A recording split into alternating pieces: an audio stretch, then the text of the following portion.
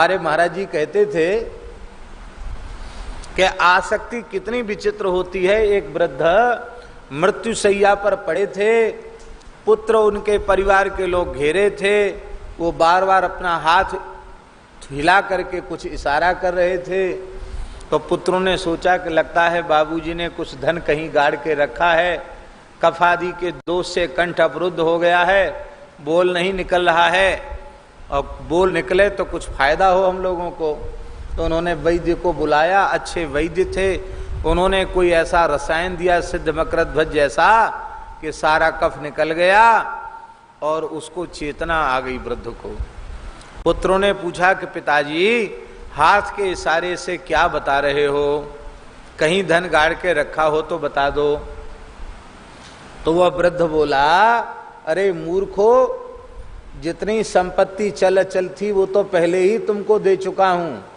मैं हाथ उठाकर यह कह रहा था कि कितने परिश्रम से मैंने संसार की संपत्तियों को इकट्ठा किया है, वस्तुओं को इकट्ठा किया है, और अभी मैं मरा नहीं हूं, जिंदा हूं।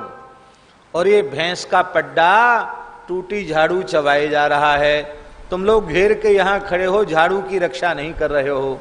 हाय हाय, मैं लुट गया। ऐसे आलसी प्रमादी अल्हड़ पुत्र वो तो हमारे द्वारा इकट्ठी की हुई सारी संपत्ति को बर्बाद कर देंगे।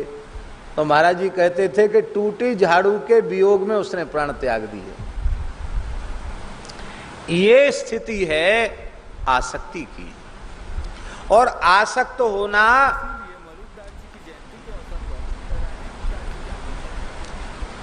ये अभ्यास है।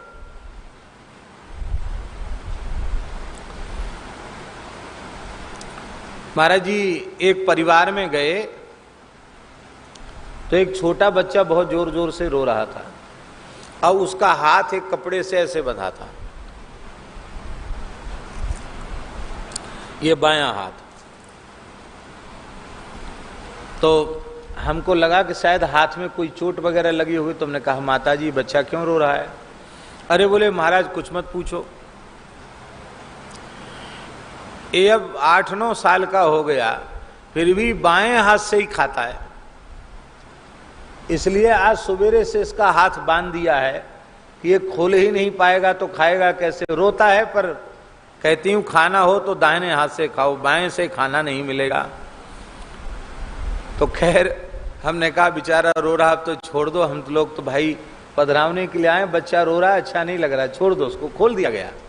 लेकिन एक बात महाराज जी मन में आई कि 10-5 वर्ष का अभ्यास नहीं छूट सकता एक बालक, तो आसक्ति का अभ्यास न जाने कितने जन्मों का है, इसको किसी के कहने से भी कोई सहसा कैसे छोड़ दे।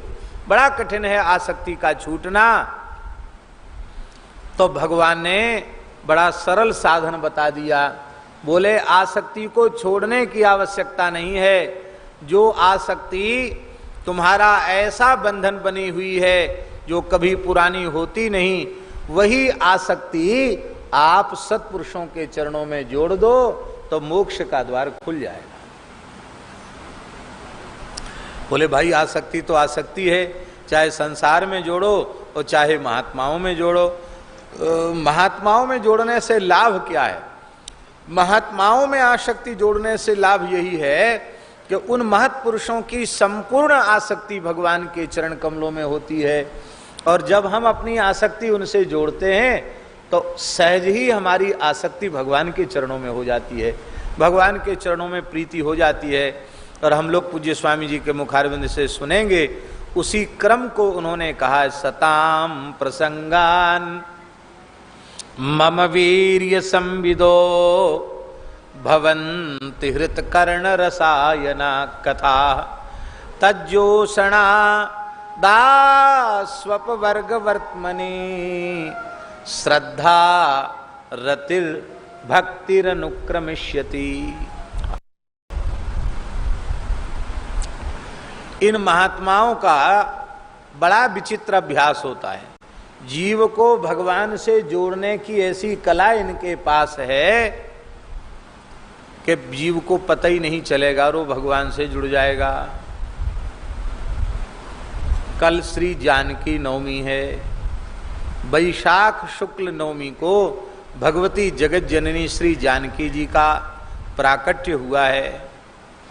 कल जानकी नवमी है। अब व्यक्ति की कथा कीर्तन सत्संग में रुचि नहीं है, वो तो भोगी है, उसको बढ़िया बढ़िया भोजन चाहिए। महात्मा ने कहा कि कल देखो आश्रम में मठ में जानकी नवमी का उत्सव है, आना। क्या होगा महाराज? बोले पंचामृत बटेगा, सुंदर सुंदर फलों का भोग लगेगा, फल बटेंगे, बढ़िया अमरस बनाया जाएगा, झिक के अमरस पिलाया जाएगा, पंजीरी बटेगी, और क्या होगा? बोले बधाई होगी, खूब उत्सव होगा, बड़ा आनंद होगा। तो उसने सोचा कि चलो बहुत अच्छी बात है, बढ़िया सुंदर खाने पीने को मिलेगा, थोड़ी देर बहुत आनंद मिलेगा। अब वो इस नाम से, खाने पीने के नाम से आया, लेकिन यहाँ आने के बाद संतों का दर्शन हुआ, भगवत चर्चा सुनने के लिए मिली, सत्संग मिला, तो धीरे धीरे उसे वह वातावरण प्रिय लगने लग जाएगा, फिर और अधिक जुड़ने लग जाएगा। फिर उसका मन करेगा कि एक दिन दो दिन से काम नहीं चलेगा, अब तो स्वामी जी महीना डेढ़ महीने के लिए जब तक हरिद्वार में हैं तब तक स्वामी जी के ही चरणों में रह करके सत्संग ही सुनेंगे। तो पहले इतनी प्रवृत्ति नहीं थी, एक दिन भी निकालना भारी पड़ रहा था, लेकिन अब इतना प्रिय हो गया उसको सत्संग कि उसका जीवन ही सत्संग के लिए समर्पित हो जाता है, भगवान के प्रति सहज प्रेम हो जाता है।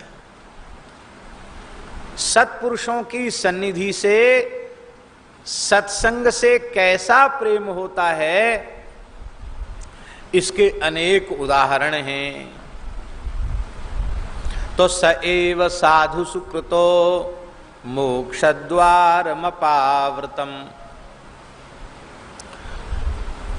मार्कंडेय पुराण में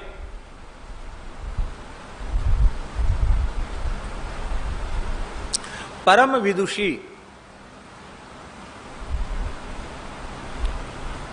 सिद्धावस्था को प्राप्त माता मदालसा